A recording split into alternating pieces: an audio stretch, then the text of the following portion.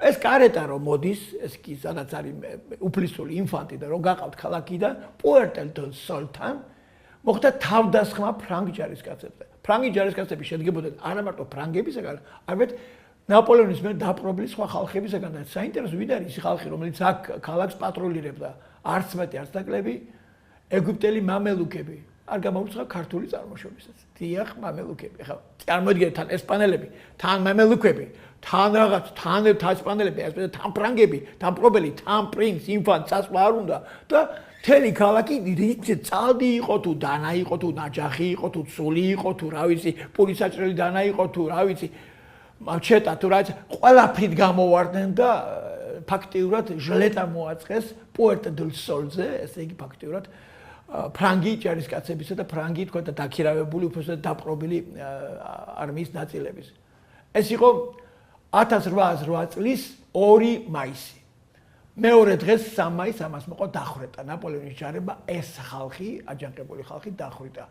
არ ვიცით რამდენია ზუსტად დახვრეტილი, ლაპარაკია რამდენიმე ათეულ ადამიანზე, მაგრამ ამან ისეთი დიდი რეზონანსი გამოიწვია, რომ ფერდინანდმა გადაწყვიტა შეკრთა მიეცა ჩვენი გმირისთვის და მან დახატა 2 გენიალური კომპოზიცია. ეს არის აჯანყება 1808 წლის 2 მაისის პუერტო დელ სოლზე და თავდასხმა, ესე იგი, ამ შემთხვევაში ნაპოლეონის ჯარებზე, სადაც საოცარი ბატალური სცენა და მეორე სურათი, რომელიც შედევრია მსოფლიო, არ ვიცი, მხატვრობის დახვრეტის სცენა, ალბათ არავის არ დაუხატავს, ყველა მას ბაძავს. ეს არის რა თქმა უნდა 3 მაისის დახვრეტა 1808 წელს, ესე იგი, რეტიროს სასახლის ფონზე.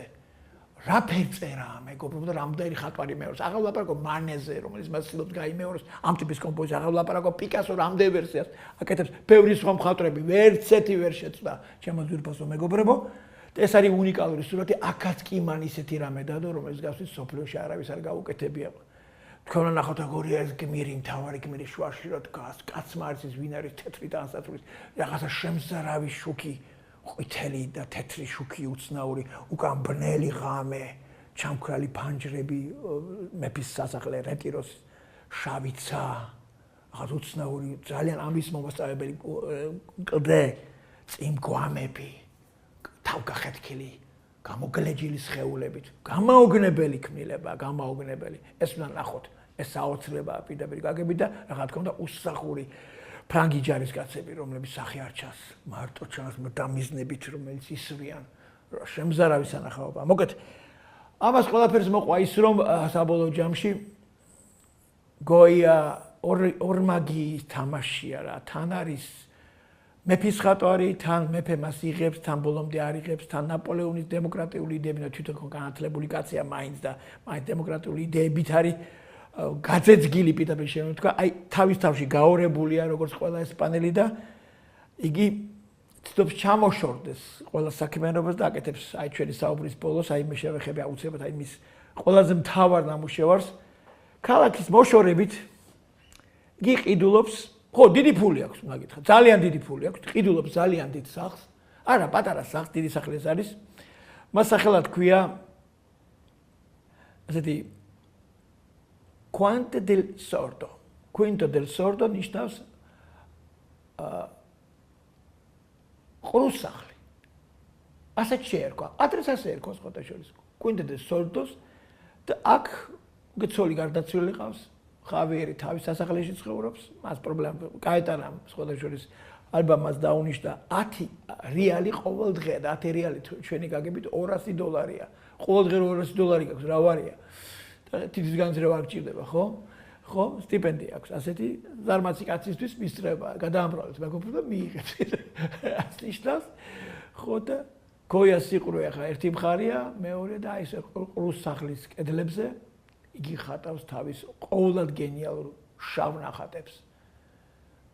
პიტურე ნეგრო, აუ შავ ნახატებს. ეს გახსოვთ რომ ისიდორ წმინდა ისიდორეს თაკარა კაშკაშა სურათი რო დახატა ისტორიის გასასწავლი მდინარის და აქ ეს ყველაფერი უბედურა, შავია, ბნელია, სატურნი როგორ ჭამს, ესე იგი თავის შვილებს.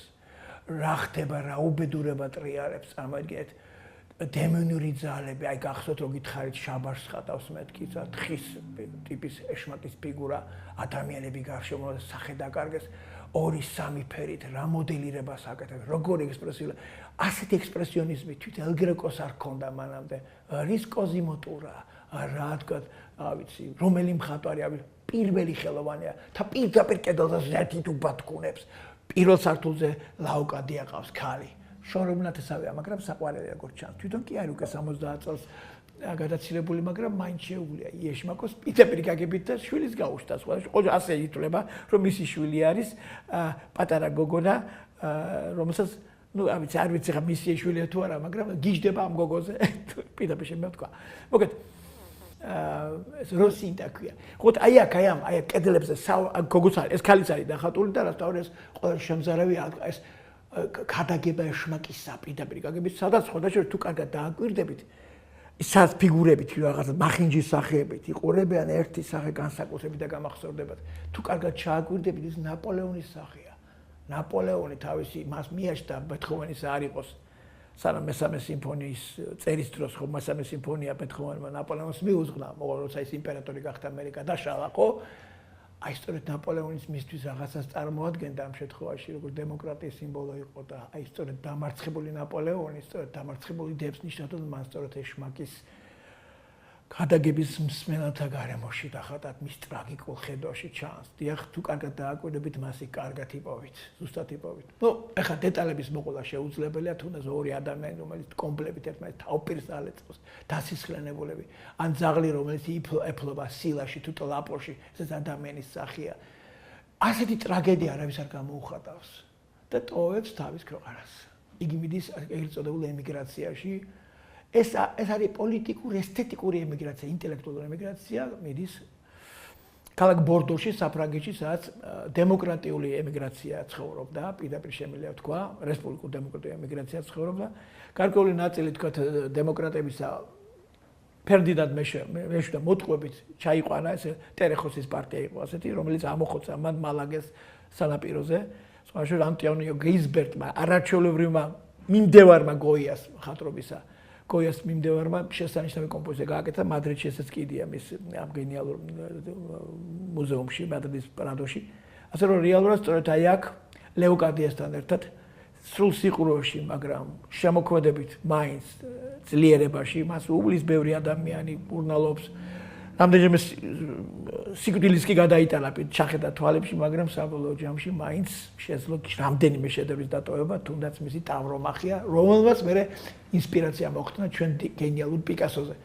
ასე რომ რამდენიმე პორტრეტი აქ მან შეასრულა, მისი ავტოპორტრეტი ამ პერიოდში არაჩვეულებრივი და იქ გარდაიცვალა, დიახ, ბორდოში გარდაიცვალა. 60 წლის შემდეგ მისი გვამი გადმოასვენეს აი სწორედ სან ანტონიო დე ლა ფლორიდაში. აი ეს მას მოხატული ქონდა, რომ გახსნეს ხოთა შორის მისი საფლავი. აღმოჩნდა, რომ მისი თავის ქალა არ იყო იქ. ასე რომ ესპანეთში გადმოიტანის თავის ქალის გარეშე. საწაიხეს მისი თავი. ვინ წაიღო მისი თავი? კაცმა არ იცის. მაგრამ საინტერესოა ხო? ვიღაც კოლექციონერმა გენიოსის თავი უნდა შეესწავლა, არაფერს გამოუცხა. თუ ვიღაცა გარკვეულმა წრეებმა ამ გენიალური ადამიანის სამუდამო არსის რელიკვიად შენახვის მიზნით ვერ გეტყვით. თავარების მხატვრობაში ეს განთავსებული მისი გენიალური სული, დაუოკებელი ტემპერამენტი და გაღორებული სახე ესპანეთისა, დიდი ქვეყნისა, რომელსაც ამოდენა კულტურა მოგცა. დღეს ამით დაგემშვიდობებით, მომავალ შეხვედრამდე. ნახვამდის.